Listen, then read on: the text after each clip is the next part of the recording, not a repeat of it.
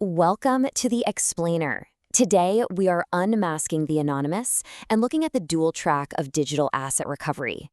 We're jumping straight into the high-stakes, absolute Wild West of digital fraud. We'll be taking a really close look at how these massive transnational criminal syndicates are leveraging brand new technology to exploit everyday retail consumers and the merchants that serve them. But more importantly, we're going to see exactly how the system is fighting back. 324 million. Just let that number sink in for a second. That is the staggering volume of global credit card chargebacks that are projected to hit every single year by 2028, which is a 24% increase. And a huge driver of this explosion, well, it's the fact that 63% of transactions are now card-not-present sales, meaning they typically happen online without a physical card ever actually changing hands. And this environment has literally created an absolute playground for bad actors. So, when high-tech syndicates hide behind computer screens, decentralization, and offshore exchanges, it really begs the ultimate question. How do we actually unmask the anonymous? This is the core problem for both merchants and the legal system right now. How do we figure out who is stealing this money? Because let's be honest, the tools of the past just were not built for a world where assets can be completely drained and moved across the globe at the literal speed of a click. Here is our roadmap for today. First, the digital fraud explosion. Second, chasing stolen crypto assets. Third, next-gen legal weapons. Fourth, the chargeback time bomb. And finally, winning the fraud fight. Let's dive in. Section 1. The digital fraud explosion and the rise of social sentiment manipulation. To really understand the anatomy of a social sentiment scam, we've got to look at how fraudsters are weaponizing modern tech.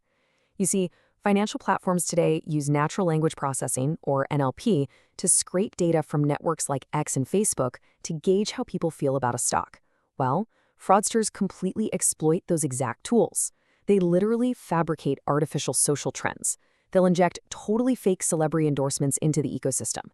Then they use all that manufactured hype to pump speculative or sometimes entirely non-existent digital assets.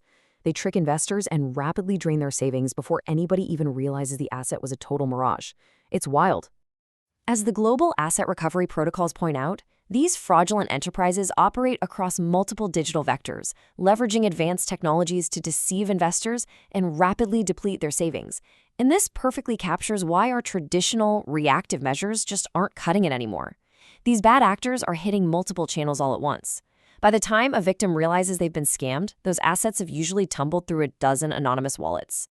Moving to Section 2, chasing stolen crypto assets and the legal tools of the hot pursuit. The real bottleneck here is bridging the gap between traceable on-chain activity and the hidden individuals actually controlling those assets. We can see exactly where the stolen cryptocurrency moved on the public blockchain, right? But a random string of alphanumeric characters doesn't give us a name or an address to serve a lawsuit to. So, for years, a litigator's go-to weapon was the Norwich Pharmacal Order, or NPO. Let's say your stolen Bitcoin ends up in a wallet hosted by a major crypto exchange. You use an NPO to force that exchange to hand over the Know Your Customer data of the person who owns that wallet. But enforcing an NPO globally? It is an absolute nightmare. It's procedurally difficult, it's incredibly expensive, and it is painfully slow. By the time you get that order enforced offshore, the fraudster is already long gone. Now contrast that incredibly slow traditional NPO with the high-speed, hot pursuit capabilities of bankers' trust orders. A banker's trust order is much, much quicker to obtain once legal proceedings have started, and it's specifically built for tracing misappropriated assets, rather than just identifying a wrongdoer. It basically allows litigators to move at a pace that actually matches the speed of the blockchain. Though, to be fair, the legal framework still requires constant tweaking to keep up. Section 3. Next-gen legal weapons and how English procedural law adapts. English procedural law is actively bending and adapting to these massive cross-border challenges. Because if courts don't modernize, victims are going to be left completely without justice. Courts are finally slashing through that procedural red tape. Back in October 2022, a specific jurisdictional gateway was introduced just for serving these information orders abroad. Fast forward to 2025, and the Williams case came this massive breakthrough, permitting orders on future persons unknown. This is huge. It means as a blockchain investigation branches out and reveals new wallets, victims don't have to keep going back to court to get new orders every single time. And looking ahead to June 2025, proposed freestanding information orders could let victims get disclosure from intermediaries before even launching a full, wildly expensive lawsuit. I always find there's a grand irony here. Cryptocurrency was obviously championed for being completely anonymous. But the blockchain is actually a permanent, immutable forensic trail. The thieves are highly trackable. The challenge isn't the tech itself. The challenge is whether the legal framework can move fast enough to force the crypto exchanges to hand over the identity data before the trail goes totally cold. Which brings us to Section 4, the chargeback time bomb, a ticking clock for merchants. So we're pivoting from the legal track to an entirely different vulnerability, retail chargebacks. While lawyers are out chasing crypto across borders, online retailers are fighting a daily war against friendly fraud and outright theft. And just look at the severe disadvantage merchants face here. A consumer generally gets 120 days to file a chargeback. For future delivery items like travel or pre-orders, that can extend up to a staggering 540 days. In contrast, the merchant gets this tightly compressed sprint of just 20 to 45 days to gather their evidence. But wait, it actually gets worse.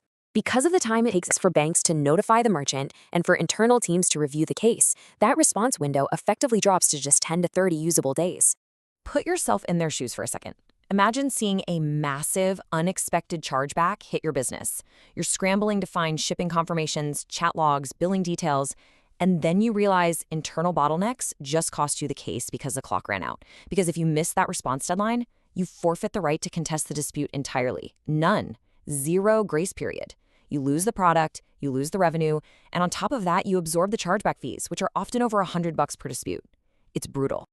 Section 5, winning the fraud fight with proactive solutions for a decentralized world.